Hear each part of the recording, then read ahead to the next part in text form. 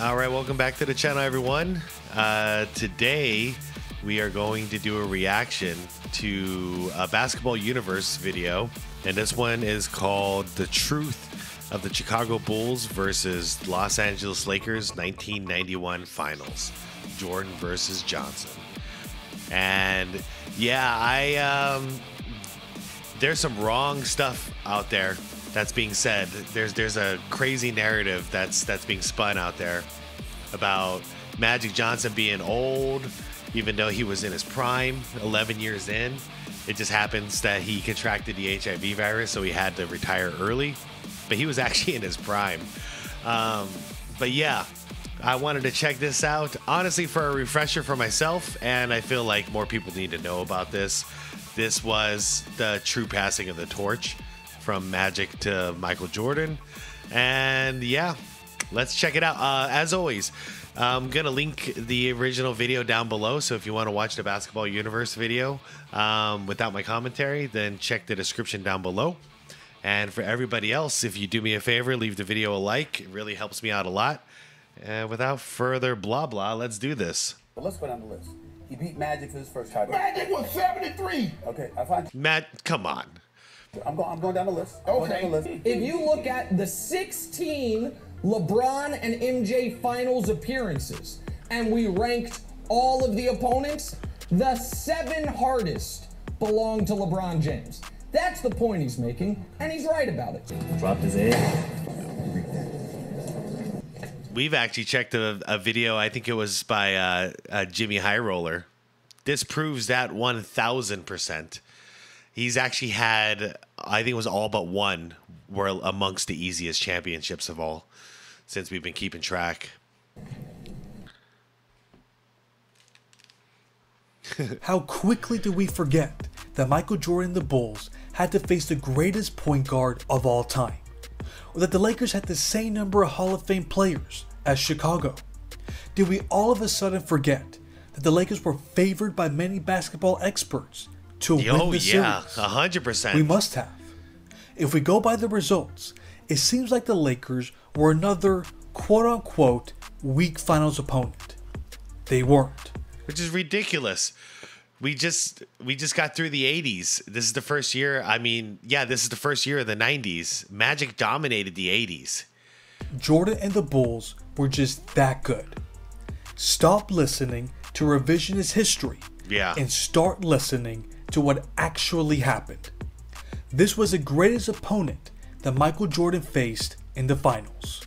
We all know about Magic Johnson's greatness. It's no secret that he was the best player in the 80s, the golden era of basketball. What we specifically want to know is how great he was in 1991. Man, look at those stats. 22, 8, and 14. Yeah, so you guys are calling him 1,000 years old, huh? Right.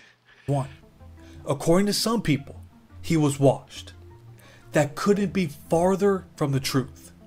How can a player be washed when he won back-to-back MVPs in the previous 2 seasons? Yeah, he was in a How priming. can a player be washed when his last playoff series he recorded a stat line that no one has produced in the history of the NBA?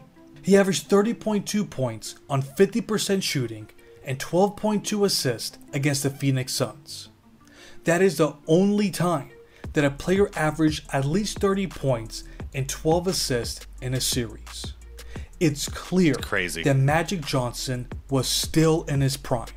How else would you explain why he finished second in MVP voting in the 1990-91 season? The voters were all in agreement. Whoa, whoa, whoa, whoa. One thing I never realized, Magic is only 4 years older than MJ. Well, Michael, sorry, they're both MJs. He's only 4 years older than him. I thought it was closer to 6. So yeah, because Jordan hit his prime in about 3 years from this point, in my opinion, at least. That's very debatable. So, you know, don't kill me in the comments. But yeah, no, at 31 years old, that's basically like at 30, you're kind of considered to be in your prime as a basketball player, and those next like 4 to 5 years are amazing. Shoot, okay, yeah, him, Barkley, same age, Karl Malone. Drexler's 1 year older. Okay. 1990/91 season. Shout out to KJ down there.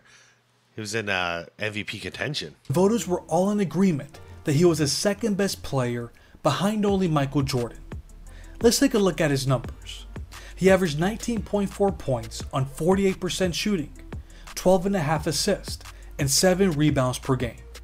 He dished out a total of 989 assists, which is the highest of his career.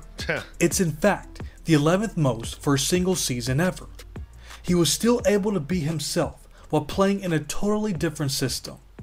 This was their first season without Pat Riley as their head coach. He was replaced by Mike Dunleavy. This team was no longer a fast break offense. Instead, they played a style that was a staple of 90s basketball. They slowed it down, they played a half-court offense, and they became a more defensive-oriented team. Here's what the numbers say. They played with the third slowest pace in the league. Wow. They finished second in opponents' points per game. They were fifth in defensive rating. Although they were about average in points per game, they finished fifth in offensive rating. At this point, it was clear that Magic could be dominant no matter the system he was in. An advantage the Lakers had was that they could play 5 big and long players at the same time. They had their version of the death lineup. They would often use Magic at the point, who was 6'9", Jeff Teagle at the 2, who was 6'5", James Worthy at the 3, who was 6'9", Sam Perkins at the 4, who was 6'9", and Vlade Divac at the 5, who was 7'1". They would create all sorts of problems on defense with their double teams, and Magic would take advantage of all the mismatches on the offensive end. There's a reason why they won 58 games, which was the third best record overall. And they beat the Trailblazers in the playoffs, if I'm not mistaken, to get there.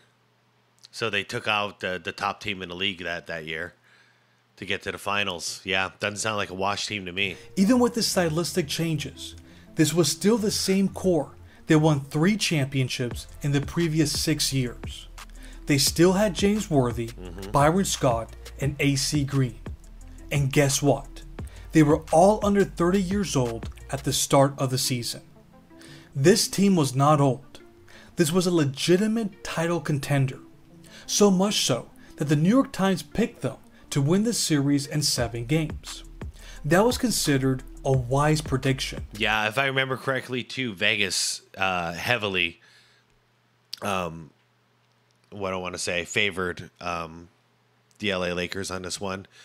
Basically, it was like the general consensus everywhere that there's no way in hell Michael Jordan and the Bulls are going to win this because experience. This is this was the Bulls' first NBA Finals, and Magic Johnson.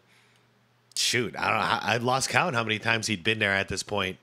I think this was his number 9, 8 or 9, something like that, and he won 5 of them. They had the experience, they had the personnel, and they had Magic Johnson.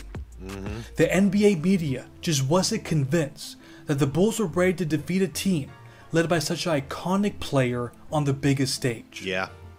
As we all know, they were dead wrong. They suffered a gentleman's sweep and lost by an average margin of 12.8 points. That's currently the 8th worst point differential for a final series. And once the Bulls got through those Pistons, dude, nothing scared them anymore. They dominated that. They dominated it, winning by outside of the first game. They gave up game 1 and then they just never looked back. They just dominated. That's right. Michael Jordan destroyed Magic Johnson in the finals.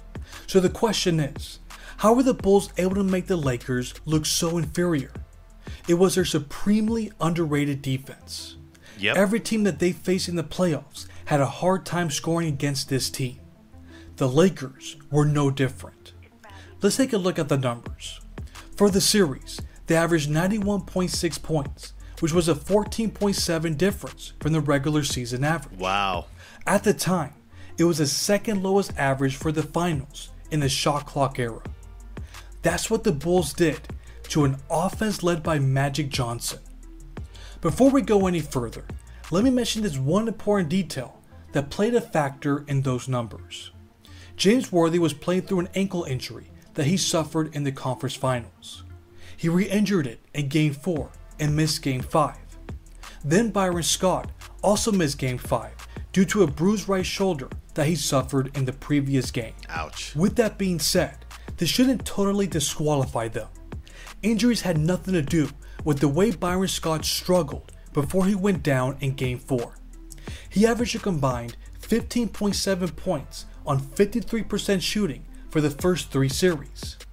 In the finals, he was contained to 4.5 points on 28% shooting. 28%. Then Magic Johnson. Yeah, it's the oldest statement in basketball.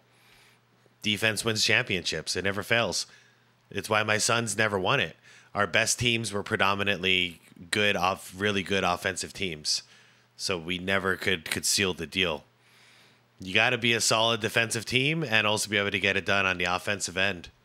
Averaged 43% for the series, which was 4% lower than the regular season. The reality is that the Bulls matched extremely well with LA. They were just as long and athletic. That size advantage didn't work against Chicago. That allowed them to contain the Lakers' bigs, and they were experts in switching and closing out when they double teamed. That's why Byron Scott couldn't get anything going. Then we have the way Magic Johnson was defended.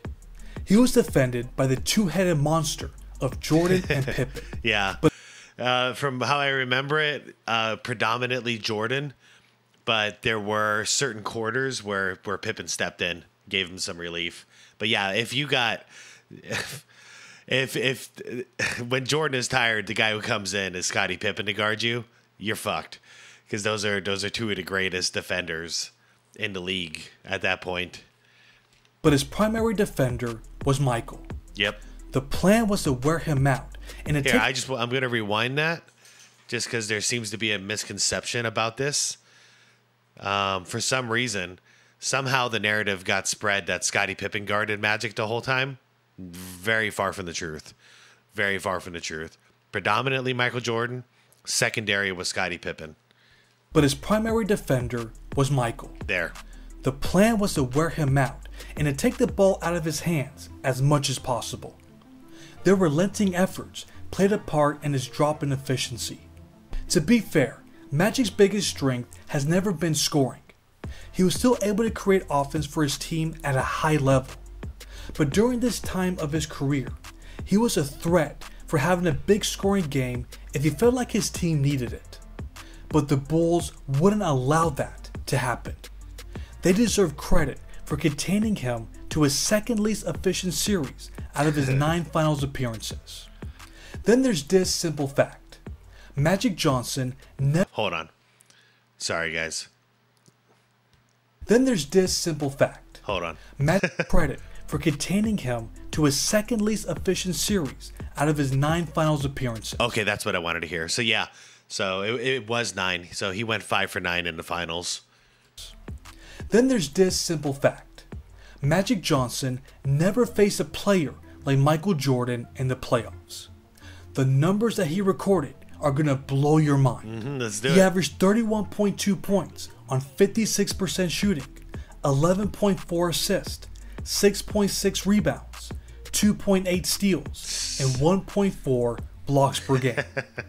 There was a strong argument that this is the greatest all-around performance in NBA Finals history.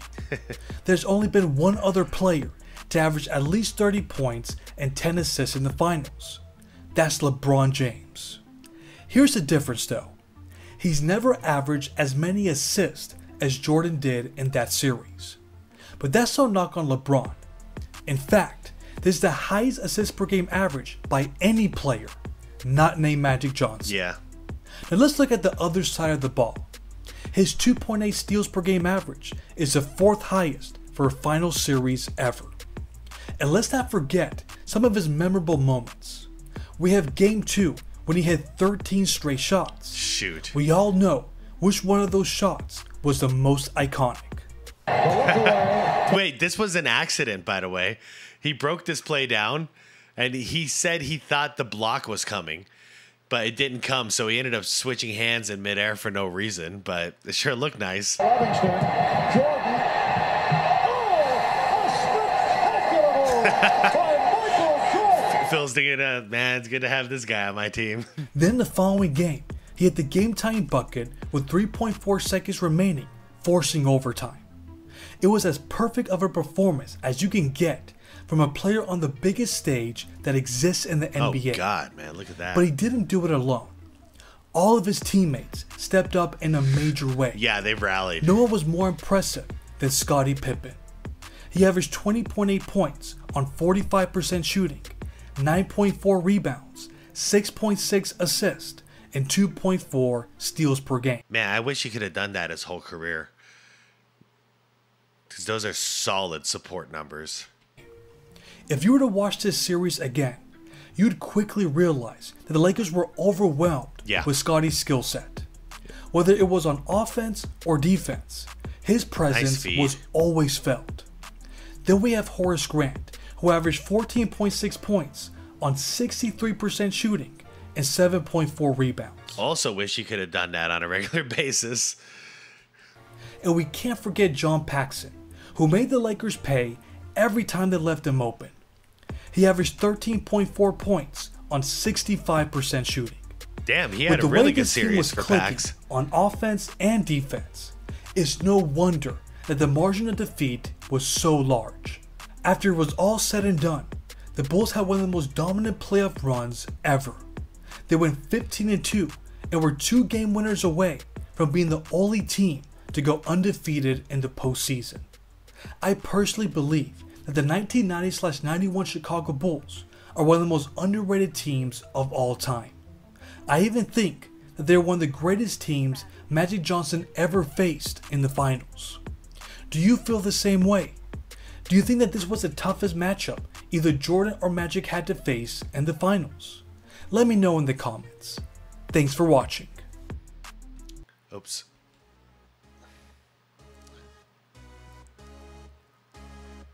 Man, another great video by Basketball Universe. I love these. Man. As far as who were the greatest teams that Magic faced in the finals, we got obviously the greatest Boston team ever assembled, and we have the greatest Philadelphia team ever assembled, and arguably, well, not the greatest Bulls team ever assembled, but you could argue it, you know, because these guys were they were younger and feisty, so they were just quicker than they were on that second three-peat. But my favorite stat there is the fact that outside of Magic Johnson, Michael Jordan is the assist leader in one series for the NBA Finals. So outside of the greatest point guard of all time, MJ's as a shooting guard is right there. And if I'm not mistaken, Magic did it like 4 or 5 times. I think it was 5 times. But anyways, guys, I hope you like this video. I hope it straightens some things out, some misconceptions about how this series went. Because this was a fantastic Lakers team with Magic Johnson literally coming off a back-to-back, not coming off, but going through back-to-back MVPs and dominating in the playoffs to get to the finals. The Bulls were not expected to win, and the fact they won with a gentleman's sweep, they basically lost game 1 and then they swept them afterwards. It was phenomenal. And they proved that it wasn't luck, because they did it again and again, and then again. Anyways, everybody, thanks for watching. Hope you enjoyed this one. I definitely did. Basketball Universe, man, I don't know where you came from, but this is some great content you're pumping out. Yeah, leave the video a like if you enjoyed it. Subscribe to the channel if you want more content like this. And I'll see you tomorrow in the next one. Thanks for watching, everybody. Peace out.